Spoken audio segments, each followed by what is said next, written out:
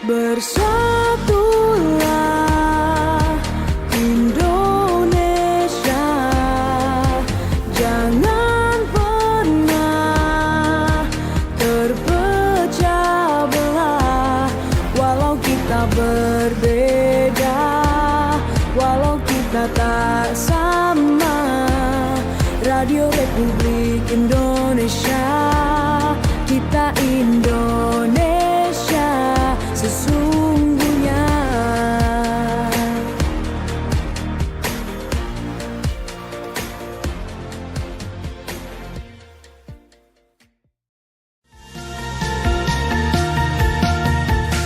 Mozaik Indonesia.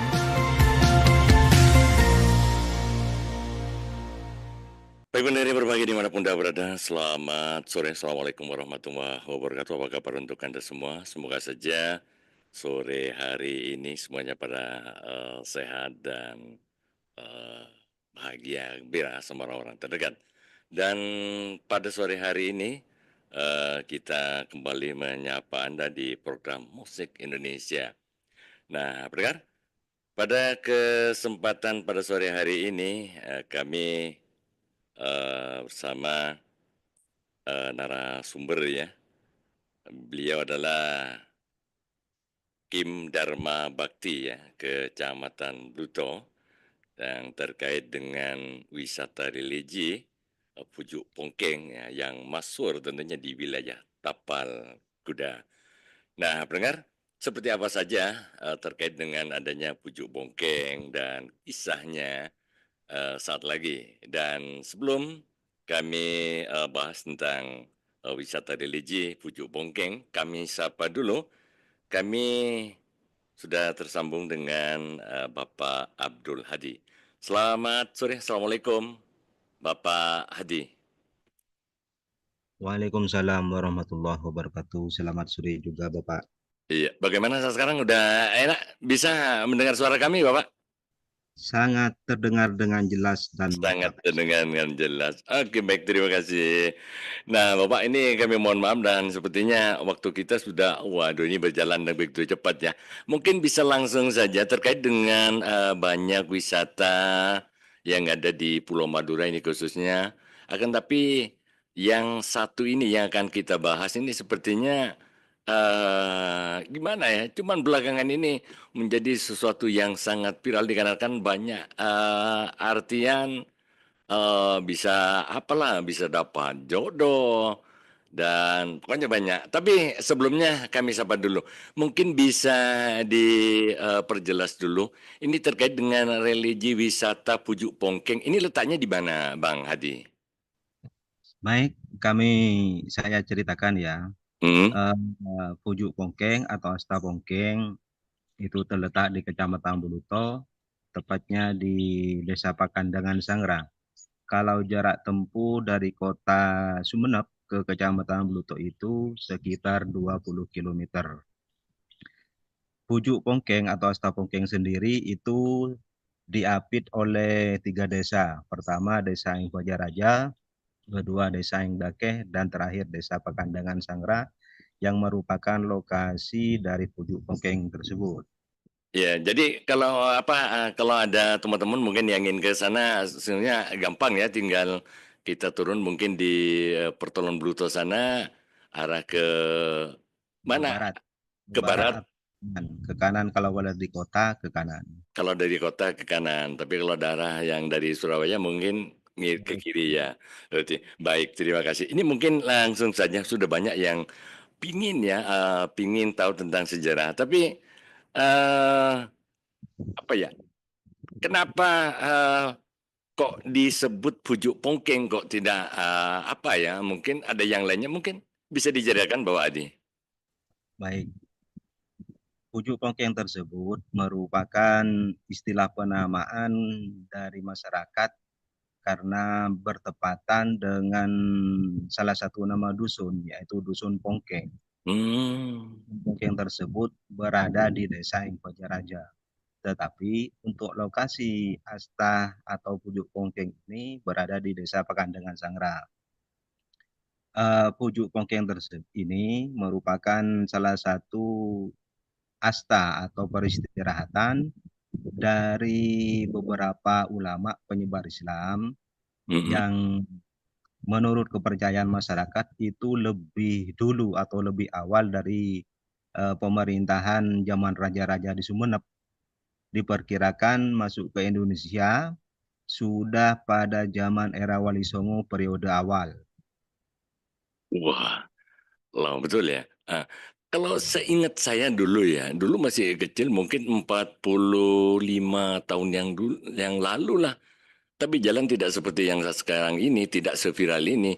Dulu saya sama ibu ya pernah ke sana dan di sana itu eh, ada dihuni oleh seorang perempuan sepuh tua sendirian dan hanya berteman dengan seekor kucing yang jumlahnya lebih dari 13.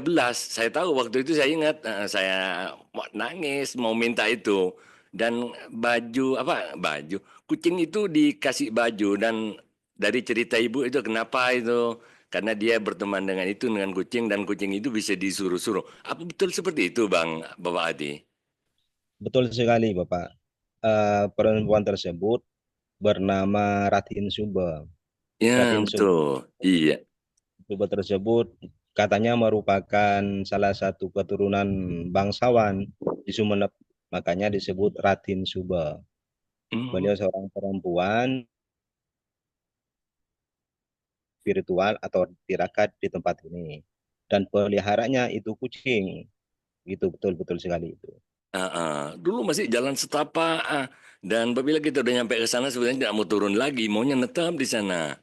Betul. Sejuk, dingin, betul seperti itu. Akan tetapi saat sekarang sepertinya ramai sekali dan banyak dibicarakan oleh kalangan pencinta wisata bahwasanya yuk kita ke Pucuk Pungkeng ya, karena di sana tidak seperti yang dulu-dulu kan sekarang pokoknya indah dan bagus lah. Tapi kalau boleh tahu nama aslinya siapa selain nama Pujuk Pongkeng ini? Atau memang ada nama-nama yang sudah tertulis atau tertera?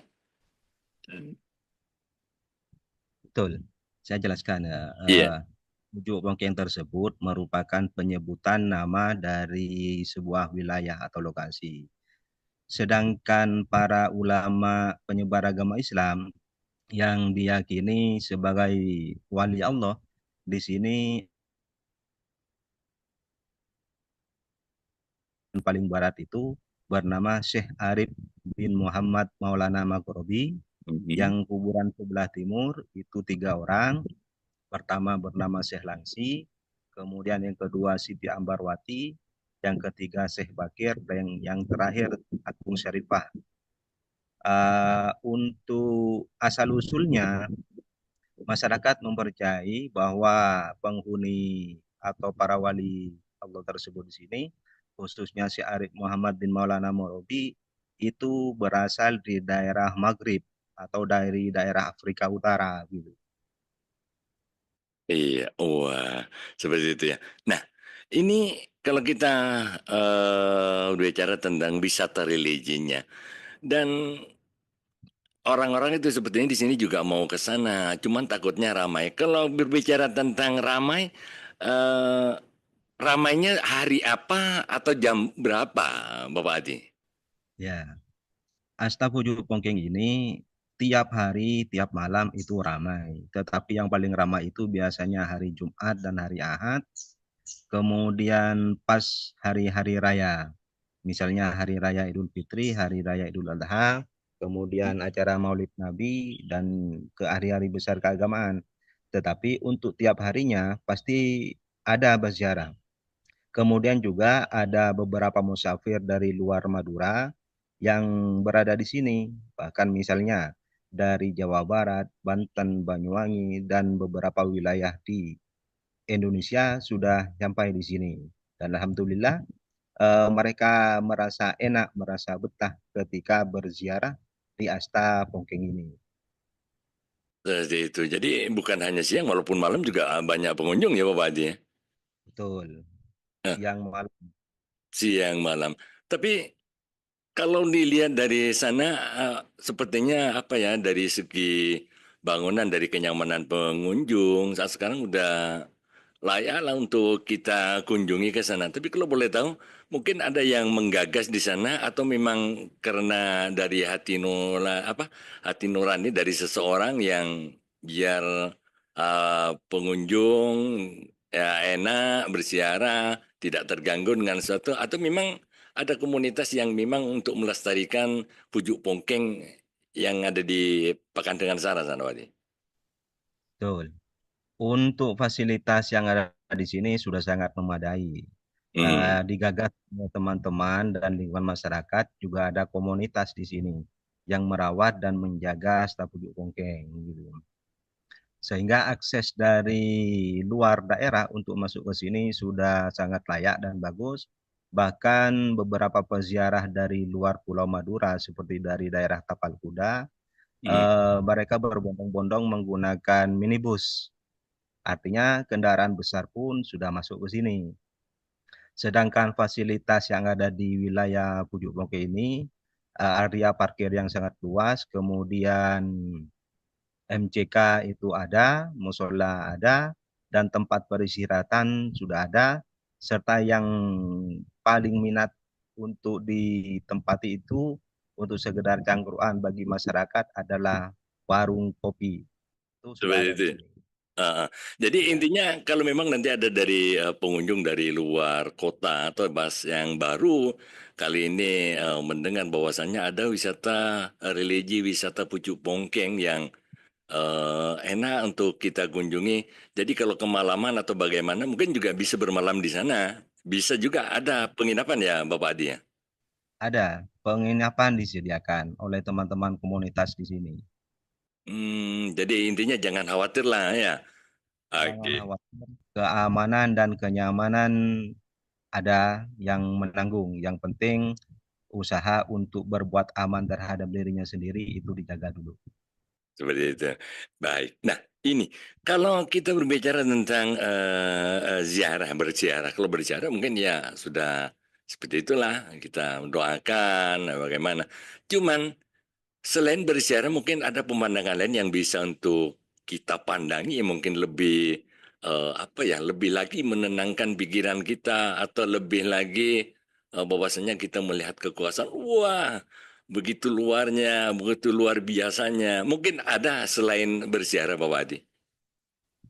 Kebetulan hari ini dan saat ini saya sedang berada di lokasi Pujuk Pongkeng. Mhm. Eh, untuk tempat menenangkan diri lah istilahnya, selain kita berdoa dan bertawasul terhadap ahli kubur yang ada di sini, fasilitas atau panorama yang membuat hati kita duduk di sini adalah Pujuk Pongkeng sendiri berada di tempat ketinggian paling tinggi yang ada di Kecamatan Buluto, di daratan paling tinggi Kecamatan Buluto, sehingga kita kalau melihat ke selatan, tanpa lautan berada di sana. Terpantau juga Pulau Gili Raja, Gili Genteng, dan Python itu juga terlihat kalau malam hari.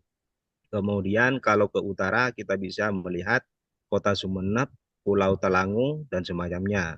Kalau ke barat kita melihat beberapa pepohonan dan ke timur juga mendapat beberapa pepohonan yang masih hijau dan terawat. Dan saat ini untuk wilayah Pujuk Pongkeng masih dalam keadaan hijau asri. Artinya belum ada investor ataupun pemerintah dalam hal ini untuk mengupayakan pelestarian Pujuk Pongkeng yang terawat secara sistemik gitu. Belum Seperti ada. itu. Iya, tapi kalau seperti itu terus saat sekarang siapa yang mengelolanya Pak Wadi? Yang mengelola sekarang itu adalah teman-teman komunitas dan sebagian masyarakat yang merasa peduli dan empati terhadap keberadaan Pujuk Pongkeng ini, Mas. Itu ya. Kalau boleh tahu ada berapa anggota Pak Wadi? Enggak. Untuk komunitas, untuk komunitas itu teman-teman komunitas ada sekitar 23 orang. 23 orang ya. Termasuk Bapak Hadi juga ya. Salah satunya ya. Salah satunya. Wah ini ada teman yang juga katanya termasuk juga saya dan memang betul apa yang disampaikan bahwa di bahwasanya apabila kita untuk menenangkan diri, memang semuanya Tuhan. Tapi sepertinya kita lebih apa ya? Lebih tenang lah jika punya sesuatu atau punya permasalahan. Jadi berpikirnya sepertinya kita cepat menemukan jalan. Seperti itu, betul seperti itu Bapak Adi ya. Betul, karena dalam pemahaman saya itu Hmm. ada tempat-tempat yang memang membuat hati tenang. Pertama itu masjid, kemudian tempat beribadah Mekah Madinah, kemudian dua, laut dan gunung. Dan Itu yang membuat tenang gitu terhadap ketika orang punya masalah ataupun ingin meneresapi tentang kebesaran Tuhan yang Maha Esa. jadi untuk memandang lukisan Tuhan yang luar biasa, jadi memang ada tempat khusus di sana ya. Betul, betul. Betul. Wah, nah. Tapi lah ini yang banyak ditanyakan mungkin bisa dijelaskan lebih detail lagi Bapak Adi. Apakah memang betul apabila orang yang datang ke sana itu dipermudahkan? Ini masalahnya yang nanya banyak jomblo-jomblo ini. Dipermudahkan jodoh. Apa betul seperti itu Bapak Adi? Mitos itu Mas, Itu metodenya tergantung dari masing-masing. dari masing-masing. Tapi sepertinya orang yang selalu mengabari itu memang orang yang apa yang mohon maaf lah jarang untuk memberikan sesuatu yang artinya dia selalu serius lah dalam berbicara. Bahwasanya ke sana ya bukan bukan pujuknya yang memberikan tapi dengan ke sana bisa menenangkan diri dan sepertinya ada saja jalan untuk menuju kesuksesan.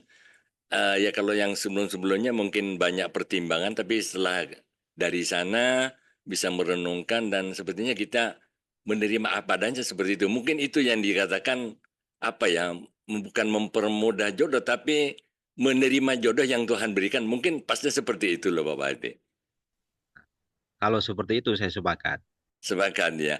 Berarti memang betul. Karena memang di sini sudah ada Alhamdulillah sampai sekarang beliaunya damai, bukan pujuknya akan tetapi untuk menenangkan diri. Ada orang yang mendekat, terus di sana sepertinya apa ya lebih ngeh lagi lah.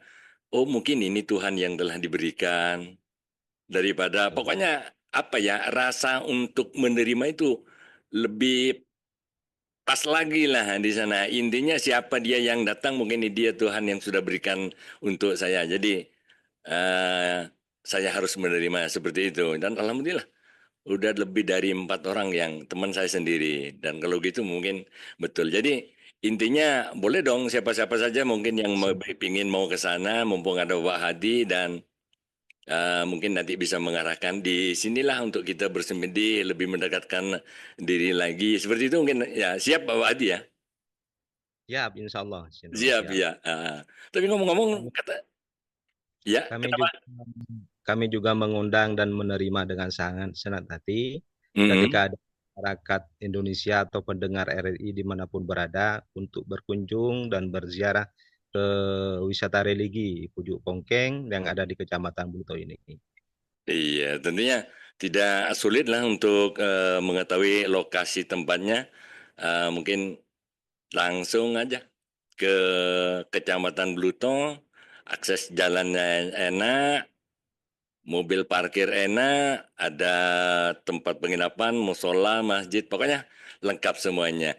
Baik, terima kasih. Mungkin lain kali kita bisa sambung kembali Pak Hadi terkait dengan religi wisata Pujuk Bongkeng. Mungkin selain Pujuk Bongkeng ada lagi yang mungkin untuk patut dikunjungi oleh masyarakat Bapak Hadi.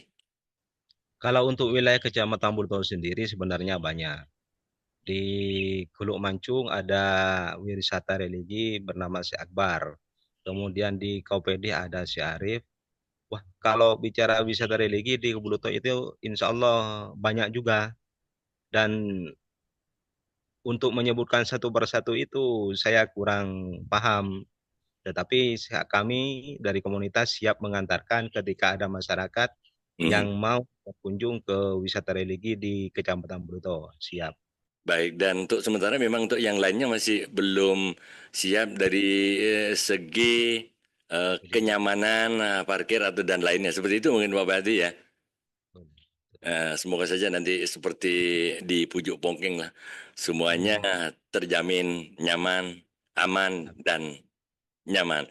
Oke, baik. Terima kasih Bapak Hadi. Salam buat pengelola kesemuanya. Semoga saja lancar dan semoga saja perjumpaan kita sore hari ini bermanfaat dan mohon maaf karena ada sedikit gangguan tadi. Selamat sore. Assalamualaikum warahmatullahi wabarakatuh. Waalaikumsalam warahmatullahi wabarakatuh. Mozaik Indonesia.